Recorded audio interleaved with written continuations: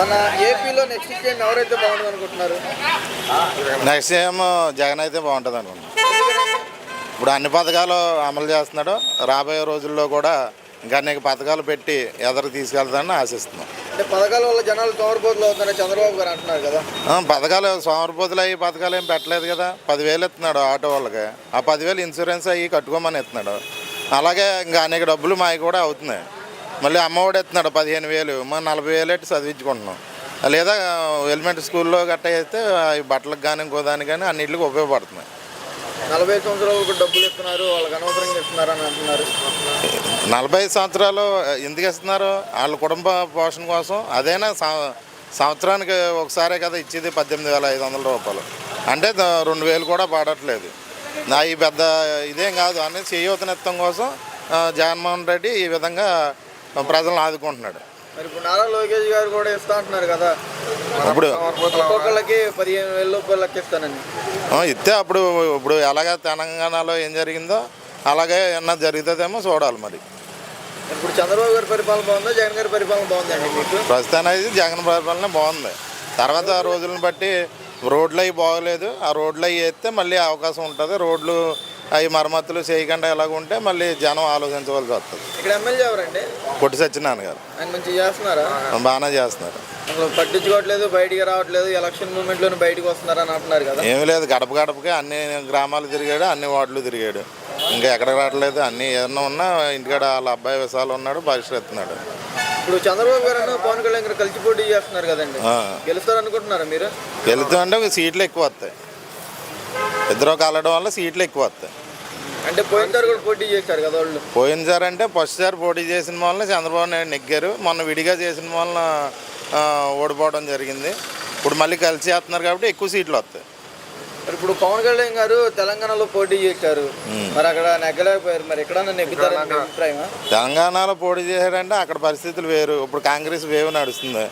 ఇక్కడికి వెళ్ళి హామీలు ఎత్తాక ఏమీ లేదు. ఇక్కడైతే ఏదన్నా ఇప్పుడు పథకాలు పెడుతున్నారు కాబట్టి పథకాల గురించి చేయవలసిన పని ఉంటుంది. మద్యం నిషేధం చేస్తాని చేయలేదు, దానివల్ల చాలా మంది ప్రాణాలు పోతున్నాయి కల్తీ మందు వల్ల అని అంటున్నారు. మరి కల్తీ మందు మట్టికి దారుణంగా ఉంది. అది మార్చాలి, అది ఆలోచించాలి సీఎం కూడా. మందు సరైన మందు రావట్లేదు కాబట్టి ఆ మందు విషయంలో బ్యాడ్గా నడుస్తుంది. కాబట్టి మంచి మందు ఇచ్చి ఈ విధానాన్ని మార్చాలని కోరుకుంటున్నాం. ఈసారి పరిపాలనలోకి ఎవరు వస్తే బాగుంటుంది అనుకుంటున్నారు? జగన్ వస్తే బాగుంటుంది.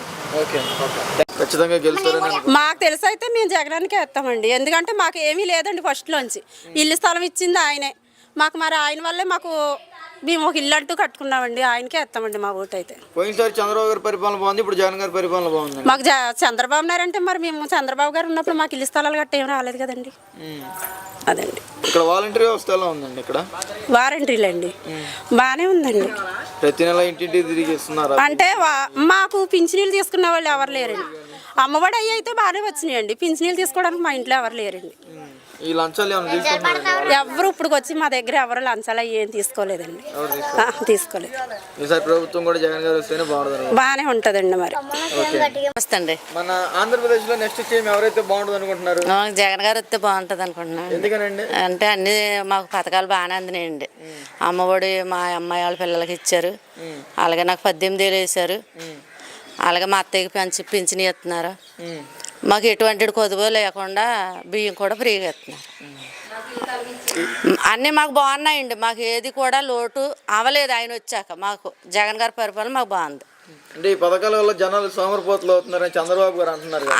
ఇప్పుడు మీరు మీద ఇష్టం లేక మేమంటాం, మా మీద ఇష్టం లేక మీరు అంటారు. వాళ్ళిద్దరికి ఇష్టం లేక ప్రజలను పాడు చేయకూడదండి. జగన్ గారు వచ్చాక బాగుంది.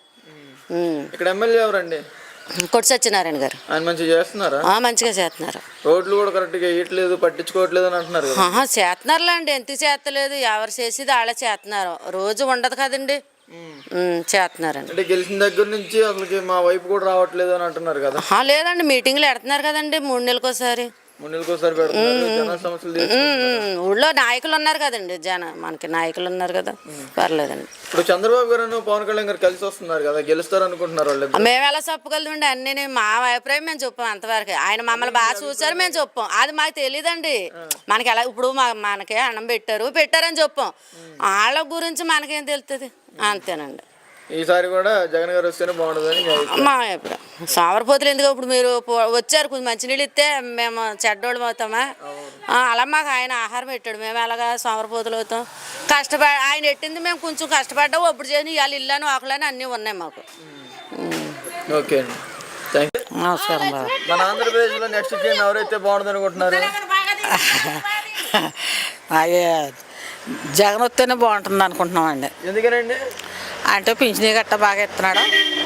పోలండి మనకు ఎవరు వచ్చినా చంద్రబాబు నాయుడు వచ్చినా అదే పరిస్థితి, ఈయన వచ్చినా అదే పరిస్థితి, ఈయన పెట్టాడు కాబట్టి ఈయన వస్తేనే బాగుంటుంది అనుకుంటున్నామండి. అంటే ఈ పథకాల వల్ల జనాలు సోమరపోతులు అవుతున్నారని చంద్రబాబు గారు అంటున్నారు కదండి. లేదులేండి, జగన్ వస్తేనే బాగుంటుంది. జగన్ గారు వస్తేనే బాగుంటుందా? పోయినసారి చంద్రబాబు గారి పరిపాలన బాగుంది, ఇప్పుడు జగన్ గారి ఏమండి పరిపాలన బాగుందండి. మరి ముసలి వాళ్ళకి మొక్క వాళ్ళకి పెట్టాలి కదా బాబా, ఆయన పెట్టాలి కదా. పొడుచు వాళ్ళకి వేసి ఎత్తున్నాడు 18 ఏళ్ళు బాబా. మా ఇంటి ముసలి వాళ్ళకి పింఛనీ ఇస్తున్నాడు, ఇస్తలేదని అనట్లేదు. దాని మీద ఆధారపడే కదా తింటున్నాం. ఇప్పుడు ఎప్పుడు ఇస్తాడా జగన్, ఎప్పుడు ఇస్తాడా అని ఎదురు చూస్తున్నాం. అర్థమైందండి. ఆ మోళీ ఎప్పుడు వస్తాడా, బియ్యం ఊరుకుంటే ఎప్పుడు వస్తాడా తిందామని చూస్తున్నాం. అంతే కదా బాబా.